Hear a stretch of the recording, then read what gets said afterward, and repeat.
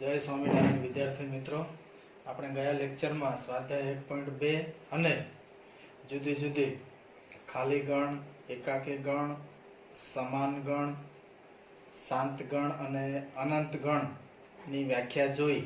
તો એના પર આધારિત છે સ્વાધ્યાય 1.2 માં પહેલો પ્રશ્ન છે, નીચેનામાંથી કયા ગણ ખાલી ગણ છે?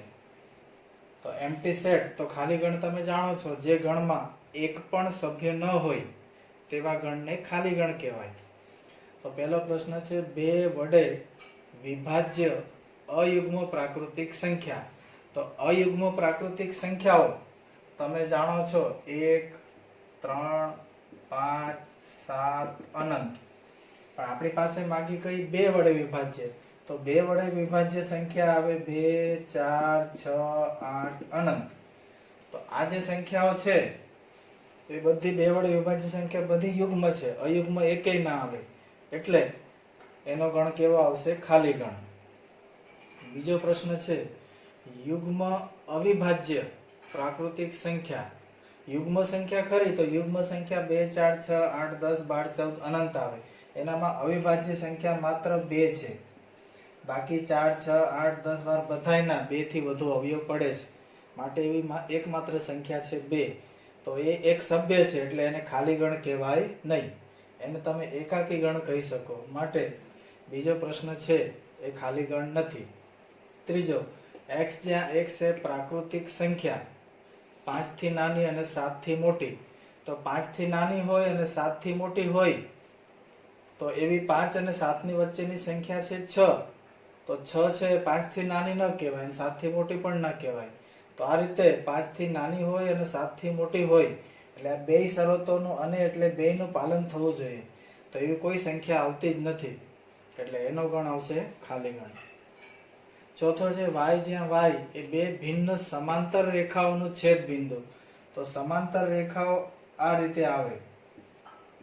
તો 2 સમાંતર રેખાઓ એકબીજાને છેદે જ નહીં અને 2 રેખાઓ છેદે તો જ એનું છેદ બિંદુ મળે. પણ અહીં સમાંતર કીધી છે એટલે ક્યારેય છેદવાની નથી. એનો મતલબ એનું છેદ બિંદુ ખાલી ગણ જ આવે. માટે એનો જવાબ પણ આવશે 5. આ રીતે ખાલી ગણના દ્રષ્ટાંત વાળો તમે ચોપડીમાં પાના નંબર 6 પર વ્યાખ્યા 1 છે એની નીચે 4 ઉદાહરણ આપેલા છે. એ લખવાના નથી, માત્ર એકવાર વાંચી જજો. બીજો પ્રશ્ન છે, નીચેના પૈકી કયા ગણ શાંત ગણ છે અને કયા ગણ અનંત ગણ છે? તો તમે શાંત ગણનો અર્થ શીખી ગયા કે જેના સભ્યોની સંખ્યા નિશ્ચિત સંખ્યા વડે દર્શાવી શકાય અર્થાત ગણી શકાય તેને શાંત ગણ કહેવાય. અને જેની સંખ્યા અનિશ્ચિત અસીમિત હોય, ગણી ન શકાય એવી સંખ્યાઓના ગણને અનંત ગણ કહેવાય છે. તો પહેલો પ્રશ્ન છે, વર્ષના મહિનાઓનો ગણ. તો વર્ષના મહિના 12 છે, ગણી શકાય છે, જાન્યુઆરી, ફેબ્રુઆરી થી અપ ટુ ડિસેમ્બર સુધી. તેથી વર્ષના મહિના 12 એ ચોક્કસ સંખ્યા છે, માટે આપેલો ગણ છે શાંત ગણ છે.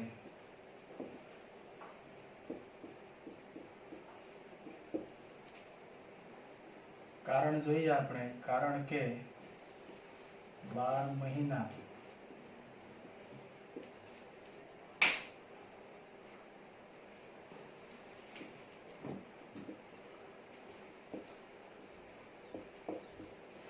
નિશ્ચિત છે. 1, 2, 3 થી અનંત સુધીની સંખ્યા. તો આ જે ડોટ નિશાની છે 3 એ અનંત જ બતાવે છે. તો આપણને ગણ જોઈને જ ખ્યાલ આવી જાય કે અહીં અનંત સુધી સંખ્યાઓ છે એટલે આપેલો ગણ અનંત ગણ છે. ત્રીજો પ્રશ્ન જો, 1, 2, 3 થી વચ્ચે ડોટ છે એનો મતલબ 4, 5, 6, 7, 8 થી 98 સુધી, પછી 98 થી 99 અને 100. એનો મતલબ 1 થી 100 સુધીની પ્રાકૃતિક સંખ્યા નિશ્ચિત છે, ગણી શકાય છે. તેથી આપેલો ગણ છે શાંત ગણ છે.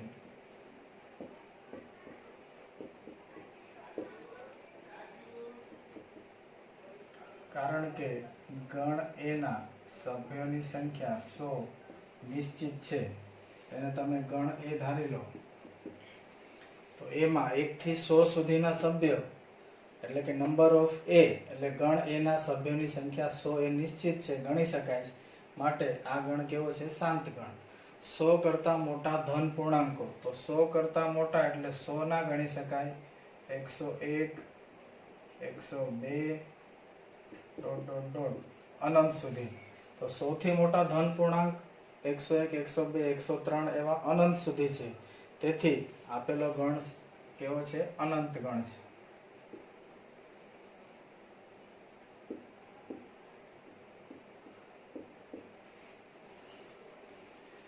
નવ્વાણું કરતા નાની અવિભાજ્ય સંખ્યા, તો 99 કરતા નાની અવિભાજ્ય સંખ્યા તમે જુઓ તો સૌથી નાનામાં નાની અવિભાજ્ય સંખ્યા આવે 2, 3, 5, 7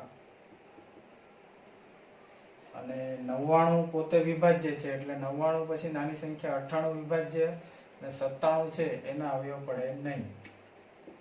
એટલે આ રીતે 2 થી 97 એ નિશ્ચિત સંખ્યાઓ છે માટે આ ગણ થયો શાંત ગણ. તો ફરી જજો, 99 થી નાની અવિભાજ્ય સંખ્યા એટલે 99 પોતે વિભાજ્ય છે, 98 વિભાજ્ય છે એટલે 97 એ અવિભાજ્ય છે. આવી રીતે તમે 97 વગેરે થી ક્યાં સુધી? 2 સુધી. એટલે આ જે અવિભાજ્ય સંખ્યાઓ છે વચ્ચે એટલે તમે પાછું 8, 9, 10, 11 એવું ન સમજતા. માત્ર અવિભાજ્ય સંખ્યાઓ દર્શાવવા માટે આપણે લખ્યું છે કે 2, 3, 5, 7, 11, 13, 17 એવી રીતે 97 સુધી કે જે સંખ્યા નિશ્ચિત છે, ગણી શકાય છે એવું અર્થઘટન લેજો. અને ગણી શકાય છે તેથી એ ગણ કયો થયો? શાંત ગણ. એવી રીતે તમે ચોપડીનું ઉદાહરણ 6 છે એના પ્રશ્નો પણ શાંત કે અનંત ગણ છે તો એ ઉદાહરણ 6 દરેકે ગણવાનું છે અને લખવાનું છે.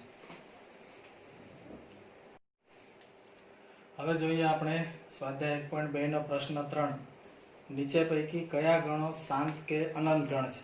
આપણે આગળ સમજી ગયા શાંત ગણ એટલે જેના ગણોની સભ્યની સંખ્યા નિશ્ચિત ગણી શકાય અને શાંત ન હોય તો અનંત ગણ. એક્સ અક્ષને સમાંતર રેખાઓ, તો વિદ્યાર્થી મિત્રો તમે જાણો છો આડી રેખા છે એક્સ અક્ષ અને ઊભી રેખા વાય અક્ષ.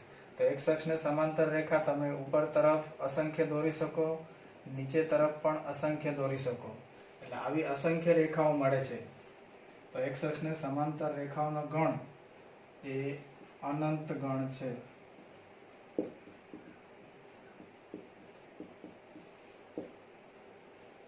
કારણ કે અસંખ્ય રેખા મળે.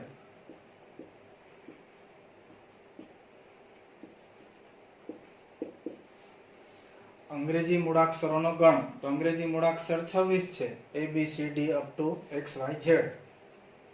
તો અંગ્રેજી મૂળાક્ષરો તમે જાણો છો A B C up to Z જે શાંત ગણ છે.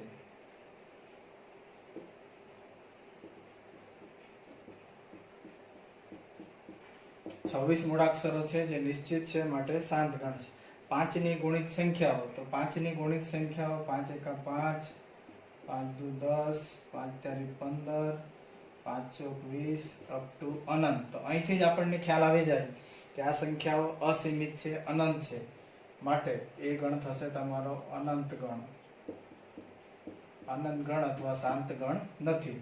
પૃથ્વી પર વસતા પ્રાણીઓ, તો પૃથ્વી પર અત્યારે જે જીવંત છે એ પ્રાણીઓની સંખ્યા આપણે જાણી શકીએ છીએ, ગણી શકીએ છીએ. વૈજ્ઞાનિકોએ એ સંખ્યા ગણેલી છે, નિશ્ચિત છે માટે એ ગણ કયો થયો? શાંત ગણ.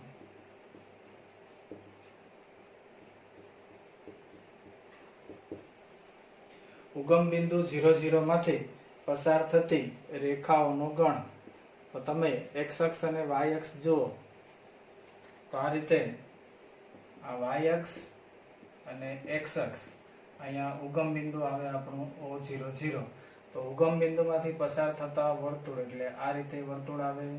આ રીતે તમે નાનું વર્તુળ લઈ શકો, મોટું લઈ શકો. આ તો આપણે આ એક બાજુનું થયું. આવી રીતે તમે આ બાજુથી અસંખ્ય લઈ શકો, આ તરફથી અસંખ્ય, નીચે તરફથી. તો આવા અસંખ્ય વર્તુળો મળે માટે આ વર્તુળોનો ગણ પણ કયો થયો? અનંત ગણ છે.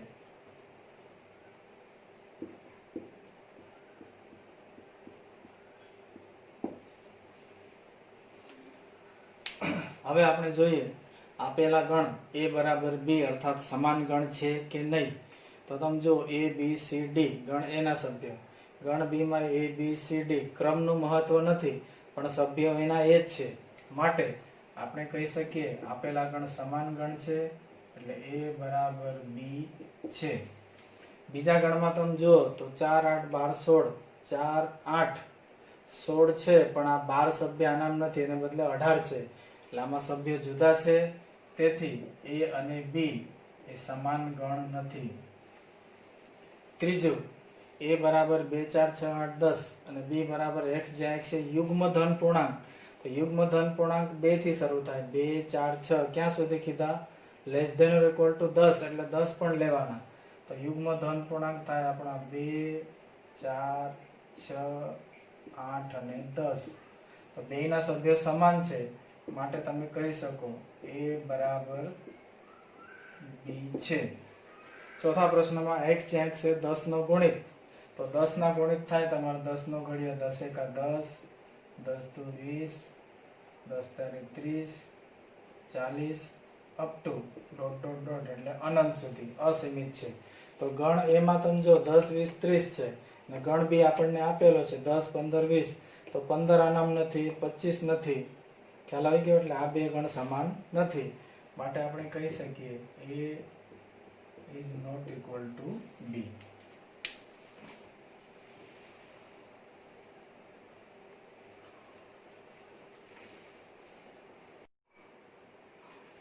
સ્વાધ્યાયનો 5મો પ્રશ્ન જોઈએ. નીચે આપેલી જોડીઓ સમાન ગણ છે, જો હોય તો કારણ આપો.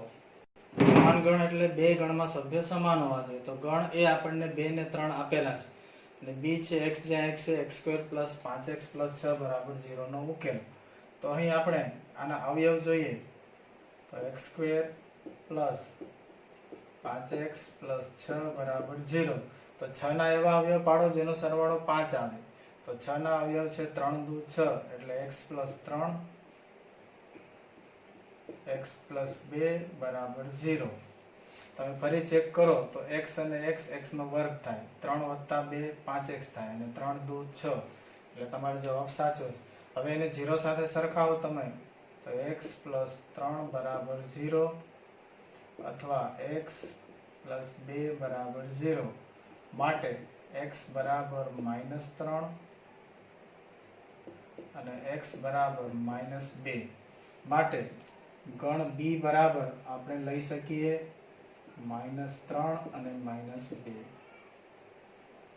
તો અહીં તમે જોઈ શકો છો a અને b માં આ ધન સંખ્યા છે જ્યારે આ ઋણ સંખ્યા છે એટલે બે સમાન હોઈ શકે નહીં, માટે આપણે કહી શકીએ a is not equal to b. a અને b સમાન ગણ નથી. બીજો પ્રશ્ન x જ્યાં x છે ફોલો શબ્દના મૂળાક્ષર. તો ફોલો શબ્દમાં o ડબલ વાર આવે છે, l પણ ડબલ વાર આવે છે, એટલે આપણે f o l અને w આટલા જ અક્ષર લેવાના. f o l w. બીજામાં આપણને y જ્યાં y એ વોલ્ફ, તો આમાં બધા શબ્દો એક જ વાર આવે છે, તો એને પણ તમે લખો w o l f.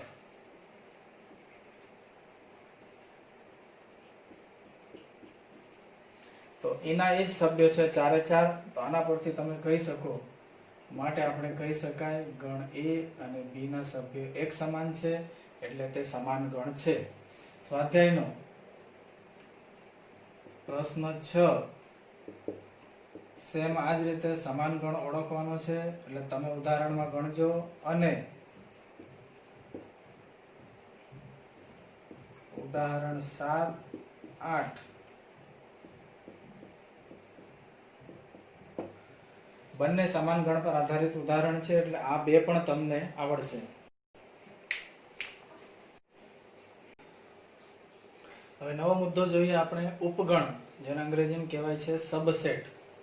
ની વ્યાખ્યા જો જો ગણ a નો દરેક સભ્ય એ ગણ b નો પણ સભ્ય હોય તો ગણ a ને ગણ b નો ઉપગણ કહે છે. સંકેતમાં આવી રીતે a અને b ની વચ્ચે c જેવો સિમ્બોલ a ઉપગણ b લખાય. સામાન્ય શબ્દમાં કહીએ કે કોઈ એક ગણના બધા જ સભ્યો જો બીજા ગણમાં હોય તો બીજા ગણને પહેલા ગણનો ઉપગણ કહેવાય. અહીંયા આપણે સંકેતમાં લખેલું છે. તો એ ઉપગણ બી, જેને આપણે વાંચતી વખતે એ ઉપગણ બી વાંચવું, અંગ્રેજીમાં એ ઇઝ સબસેટ ઓફ બી વંચાય. આપણે આજે વ્યાખ્યા શબ્દોમાં લખી એને આપણે તર્કની રીતે જોઈએ તો જ્યારે સ્મોલ એ ગણ એનો સભ્ય હોય, તમે અહીંયા સ્મોલ એ તરીકે ABCD XYZ ગમે એ લઈ શકો, તો એ ગણ એનો સભ્ય હોય ત્યારે સ્મોલ એ ગણ બી માં પણ હોય તો એ ઉપગણ બી કહેવાય. આ જ વ્યાખ્યા છે, એને સંકેતમાં તમે આ ઇમ્પ્લાઇઝ શીખી ગયા જો તો પ્રકારનું વિધાન. તો જો A belongs to A implies A belongs to B, તો એ ઉપગણ બી કહેવાય. એને શબ્દોમાં આ જ લખાય. જ્યારે એ ગણ એનો સભ્ય હોય ત્યારે એ ગણ બી નો પણ સભ્ય હોય તો એ ઉપગણ બી કહેવાય. તો આ રીતે શબ્દોમાં અને સંકેતમાં અથવા સંકેતમાં શબ્દોમાં અરસપરસ આનો ઉપયોગ આવશે, એટલે ખાસ પ્રેક્ટિસ કરજો. આપણે બીજો કોઈક સિમ્બોલ લઈએ કે જો x belongs to x implies x belongs to y, એટલે કોમન સભ્ય કયો છે x, એટલે x એ કોનો ઉપગણ થયો y નો. એવી જ રીતે ઊંધું, અગાઉથી આપણને એમ ગણ એમ એ ગણ એનો ઉપગણ છે કીધું, તો કોઈક સભ્ય એવો છે જેનો આપણે સિમ્બોલ સ્મોલ એમ લીધો, તો સ્મોલ એ એમ એ એમ માં પણ છે ત્યારે એમ એ ગણ એન માં પણ છે એવું લખાય. x ઉપગણ y આપેલું હોય તો એનું ઊંધું આ રીતે લખાય. આમ એના બધાય સભ્યો બી માં છે અને બી ના પણ બધાય એ માં છે, તો એવું ત્યારે જ થાય જ્યારે એ અને બી સમાન ગણ હોય, એટલે આપણે ડબલ ઇમ્પ્લાઇઝ લીધા. એનું ઉલટું પણ લખી શકાય કે a બરાબર b હોય તો a ઉપગણ b અને b ઉપગણ a થાય. આમ a belongs to a implies a belongs to b, તો a ઉપગણ b થાય. અને એનાથી ઊંધું લઈએ, પહેલા a ઉપગણ b implies a ઉપગણ a, તો એને લખાય b ઉપગણ a. એટલે ક્રમ જોવાનો, a પહેલા છે b પછી છે, એટલે a ઉપગણ b. સભ્ય બેયમાં કોમન હોવો જોઈએ. અહીંયા પહેલા b છે અને પછી a છે એટલે b ઉપગણ a કહેવાય. આમ ડબલ ઇમ્પ્લાઇઝ હોય તો એના ડાબી બાજુથી પરિણામ સાચું અને જમણી બાજુથી પણ પરિણામ સાચું. આમ a ઉપગણ b નો મતલબ a નો દરેક સભ્ય b માં છે, માટે a b નો શું કહેવાય? ઉપગણ. તો b એ માટે શું કહેવાય? તો b એ માટે શું કહેવાય? અધિગણ, જેને અંગ્રેજીમાં સુપરસેટ કહેવાય છે. આમ a ઉપગણ b થાય ત્યારે b એ નો શું કહેવાય? જો a ઉપગણ b હોય તો એના બધા સભ્યો b માં છે, એટલે મોટો ગણ કયો છે? b. તેથી આ મોટા ગણ b ને a નો શું કહેવાય? અધિગણ કહેવાય છે. a અને b જો સમાન ન હોય તો અહીંયા તમે જોઈ શકો છો a અને b સમાન નથી, તો a એ b નો શું કહેવાય? ઉચિત ઉપગણ પણ કહેવાય, પ્રોપર સબસેટ જેને કહેવાય છે અંગ્રેજીમાં. પણ જો a અને b બંનેમાં સભ્યો સમાન હોય તો a એ b નો ઉપગણ કહેવાય અને b એ a નો ઉપગણ કહેવાય. એવા સંજોગોમાં a બરાબર b થાય. પણ અહીંયા એવું નથી, એક વધારાનું સભ્ય છે એટલે a એ b નો ઉપગણ થાય અને b એ a નો શું કહેવાય? અધિગણ કહેવાય. આવા સંજોગોમાં a એ b નો ઉચિત ઉપગણ પણ કહેવાય. આ શબ્દ ધ્યાન રાખજો. આમ જનરલી ઉપયોગમાં આવતો નથી, પણ ઉચિત ઉપગણ એટલે એના બધા સભ્યો b માં છે પણ b ના બધા a માં નથી. આ બે પરથી તમે કહી શકો કે ખાલી ગણ એ દરેક ગણનો ઉપગણ છે, કારણ કે ખાલી ગણમાં કાંઈ નથી એટલે એના બધા સભ્યો બીજા ગણમાં આવે. દરેક ગણ પોતે પોતાનો ઉપગણ છે. જો a માં 1 અને 2 છે તો a નો ઉપગણ થાય જ, b પણ b નો ઉપગણ થાય. તો આ નોંધ યાદ રાખજો, ખાલી ગણ એ દરેક ગણનો ઉપગણ છે અને દરેક ગણ એ પોતે પોતાનો ઉપગણ છે.